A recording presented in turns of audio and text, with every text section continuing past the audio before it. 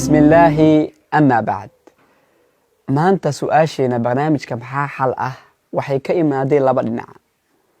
dhinac walaal Soomaaliyeed uu leeyahay mararka qaarkood xaaskeyga yani kama nabad galo oo wuxuu la jeedaa markuu su'aasha si faahfaahiyay digsi bay ugu tuuraysaa waxay gacanta ku haysaa bay ugu tuuraysaa markasta waa gacan ka hadal gabar kale waxay leedahay ninkeyga wuu igaraaca maxaan sameeyaa waa arin xasaasi ah inkastoo waxyaalaha qaarkood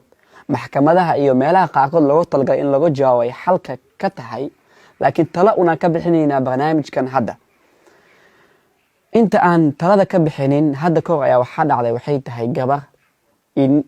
nin ayaa xaaskiisa garaacay tumay kadib ninkii gabadhiisa ayuu la sii ciyaaray uu ka qasoosinay xaaskii waxay aragtay ninkeeda iyo gabadheeda isla ciyaarayaan isla qoslayaan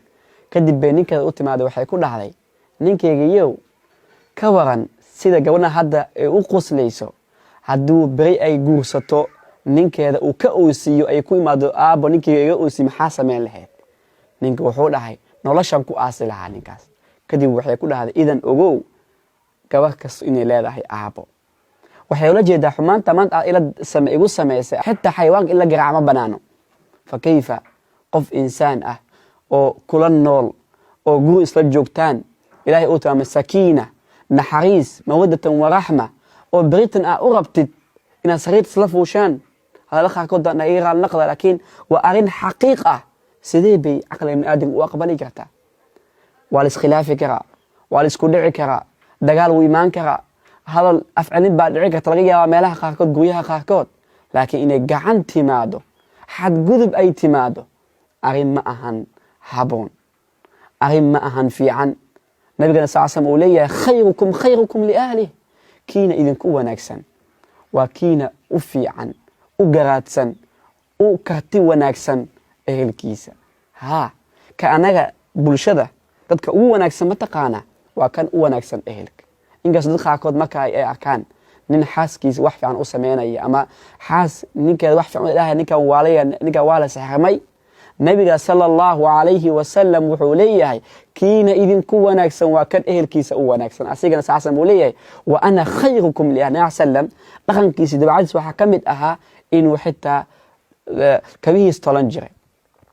dharkiisa iska badhaaf caanihiisa xoolaha ka miiray wax kastoo shaqo guri qayb ka ah sallallahu alayhi wasallam ma aha wax ayba laakiin waxay tahay waa kartinimada waxa u taqaan taas ayaa ah gabarnimada waxa u taqaan kaas ayaa ah jecel lagu noolaado ee ma ahan dagaal lagu noolaado daag saddexaad ama afar adduunka meel ka dhaco laga dhig guriga waa waxaan habooneen waa wax ka baxsan qaanuunka waa wax ka baxsan xadka ilaahay subhanahu wa ta'ala talada maxay tahay gabadha aan siinahay iyo wiilka ilaahay subhanahu wa ta'ala guriyooda wanaag iyo khayr ugu bedelo allahumma aamin talada koowaad ninkaaga u sheeg waxaad ku dhahdaa waxay tahay ilaahay ka cabso yani naasmeen loo dadaamo xasuusi oo si fiican oo degan ugu sharax in garaacitaanka aysan ahayn wax fiican ugu sharax haddii uu sii xadgudbo uu maxaa la dhihi jiray uu ku sii dhiirado inuu arrimahaas oo kale sameeyana aad aaminsantahay naftaada u aaminsantahay kala tasho khaasatan waalidiintan waxaan leeyahay gabadhaada ama wiilka hadduu arrin kula yimaado ha fududaysan arrinta weynayso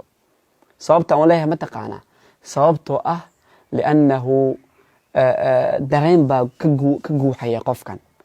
aska soo qaadin adiga lana qof kale dhibaatadiisa maqal hadhihin maya oo iska fiicana iska tagmay arinta ogow muhiima inaad gudaha sii gashid laakiin guud ahaan qofka xitaa si fiican u dhageyso nidiisa daji xitaa dad wax u sameyn karaan taas waa talada labaad saddexaad waxay tahay meelaha dadka khibrada wala culimada ama maxkamadaha iyo wix la mid ah meelaha kala tasho sida barnaamij aan ku bilaabay insha Allah arrimaha sameey ilaahay subhanahu wa ta'ala waxaan ka rajaynayaa ninkaas iyo dhammaan ummad Soomaaliyeed waxaan leeyahay waxay tahay ilaahay subhanahu wa ta'ala ugu cabsan dumarkeena xaq iyo mas'uuliyad baa naga saaran aan ilaalino aan u gudano si ilaahay subhanahu wa ta'ala inoo amray wasalaamu calaykum wa rahmatullaahi wa barakaatuh